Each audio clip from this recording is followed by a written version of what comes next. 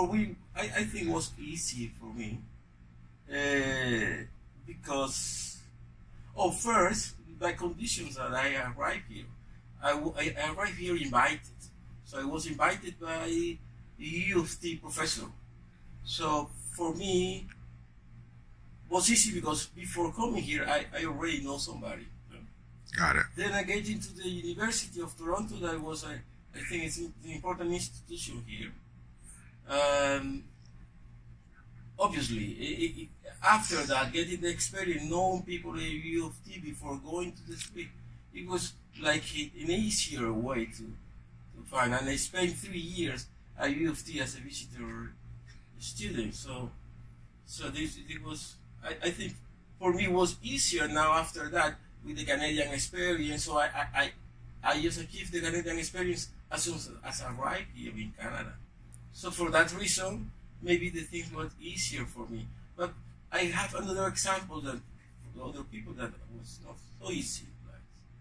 How about your wife and your children? So for my wife, it was most difficult. Her language, her English, it was not so good as it was my English. It was maybe my English was worse than it is now when I arrived. But for my wife, she doesn't have any English. So for her it was difficult. However, after 3 years of stay here, she got a job. Unfortunately, she got injured in the job and he couldn't continue working in the same position. So change the position was has been difficult for her because I think the barrier is the language for her. Oh, really? And your children? My children, they got some English in Colombia. So when I arrived here, they were advanced in English. So they got into the university easy. So obviously they spent some time. My son, for example, was in the third year university in Colombia. When he arrived here, he was a good student. So the University of Toronto accepted the credential, accepted the 3 years, and he studied 2 years more here in Canada and got a degree. So for him was easy, but I think the reason is because they got some English in I have another examples of other kids that was more difficult than for my kids. Do you feel that when you're looking at sense of belonging, when did you feel like you belong and you're now a Canadian? Well, I think I'm feeling this from the moment that I was enjoying being here. So that was enjoying the snow, that was enjoying the winter, and also in the same way I was enjoying the summer. That I was listening to Canadian music, that I was listening Johnny Mitchell, for example, or Neil Young or things like that. So when I noticed that I was enjoying this, but at the same time, when I was feeling that when I go to my country of origin, I wanted to come back here. So the moment when I feel that there was a real attachment to this country. So I have living here. I have the opportunity to live, to travel to other countries. But when I feel that I miss this place.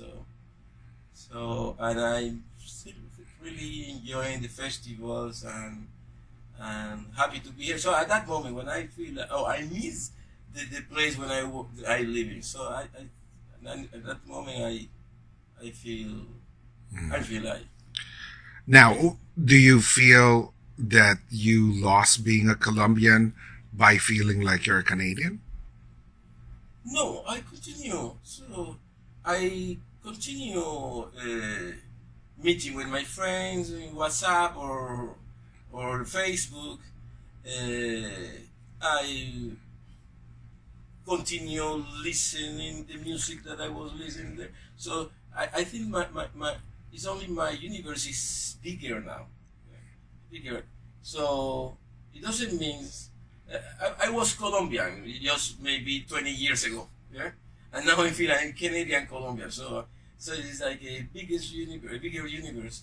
When I feel well, obviously in Colombia, but even being in Colombia, yeah, when I see the art in Colombia, I'm missing going to a Korean restaurant or going to a Chinese restaurant or going to a Japanese. This mix that I found here in Toronto is something that I I want to continue being here. Yeah. So obviously, when I meet my friend, when I meet my family in Colombia, I'm happy there, obviously. But that doesn't mean that I, for that reason, I'm not Canadian. So I'm feeling I'm both. Yeah. So there's a combination of the two things.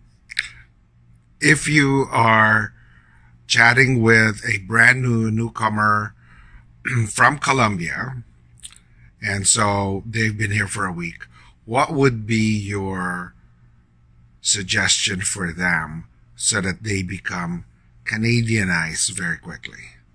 I think one thing is to be involved in the environment. Just no watching the things from far away. Just really go into the street, walk the streets, listen to the music, hear the people speaking.